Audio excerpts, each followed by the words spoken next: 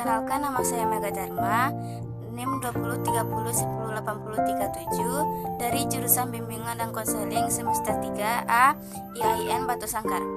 Baiklah, pada kesempatan kali ini saya akan menjelaskan tentang apa itu abnormal. Namun sebelum itu, saya akan menjelaskan terlebih dahulu apa yang dikatakan dengan normal. Normal adalah keadaan sehat atau tidak patologis dalam hal fungsi keseluruhan. Perilaku normal adalah perilaku yang adekuat atau serasi dan tepat yang dapat diterima oleh masyarakat pada umumnya. Nah, kemudian apa yang dikatakan dengan abnormal? Abnormal disebut juga dengan penyimpangan dari yang normal. Perilaku normal yaitu perilaku yang berbeda, tidak mengikuti peraturan yang berlaku dan tidak pantas, mengganggu dan tidak dapat dimengerti melalui kriteria yang biasa. Nah, sebenarnya patokan dari abnormal orang-orang di setiap daerah itu berbeda-beda. Misalnya pada daerah A,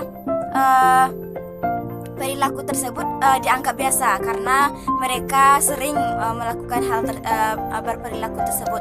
Namun di daerah B, karena mereka jarang atau hampir tidak pernah melakukan perilaku tersebut, ketika mereka melihat perilaku tersebut, mereka merasa bahwa itu asing atau tidak normal gitu. Nah, atau disebut dengan abnormal. Nah, apa contohnya dari abnormal tersebut yang dapat kita jumpai di lingkungan kita sehari-hari? Di antaranya itu adanya fobia terhadap kucing. Nah, di sekian banyaknya orang yang menyukai kucing yang menjadikannya sebagai sahabat mungkin dan juga peliharaan, namun di banyak orang tersebut ada beberapa orang yang fobia terhadap kucing, misalnya geli terhadap kucing atau flu karena bulunya, mungkin hal seperti itu. Kan itu salah satu dari abnormal. Kemudian ada lagi ketika kita terluka sedikit karena pisau, mereka histeris gitu, berlebihan gitu karena tangannya itu terluka. Nah, itu juga termasuk dengan perilaku abnormal. Nah, kemudian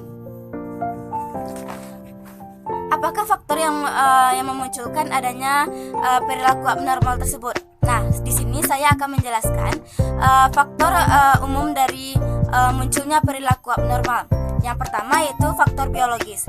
Itu penyebab biologi yang pertama yaitu warisan genetis, yaitu berasal dari keturunan dari keluarganya tersebut. Yang kedua, gangguan fungsi medis.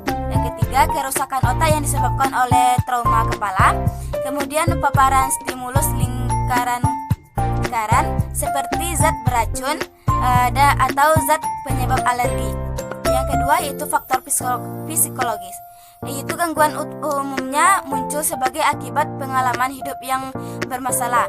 Gangguan-gangguan itu meliputi pengalaman traumatis, asosiasi yang dipelajari, persepsi yang terdistorsi, dan cara berpikir yang salah. Yang terakhir adalah faktor sosiokultural.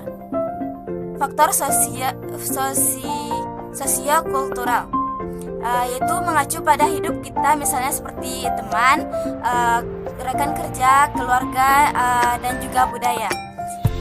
Penyebab gangguan ini seperti misalnya dalam hubungan asmara yang menyebabkan hingga adanya bunuh diri. Nah, itu merupakan dari abnormal. Jadi dapat disimpulkan di sini abnormal itu perilaku yang tidak biasa dilakukan oleh masyarakat atau jarang orang-orang berperilaku seperti itu yang dapat mengganggu orang lain. Nah, sekianlah dari penjelasan dari saya. Semoga kita sudah mengerti apa yang dikatakan dengan abnormal tersebut. Sekian dari saya tutup. Wassalamualaikum warahmatullahi wabarakatuh.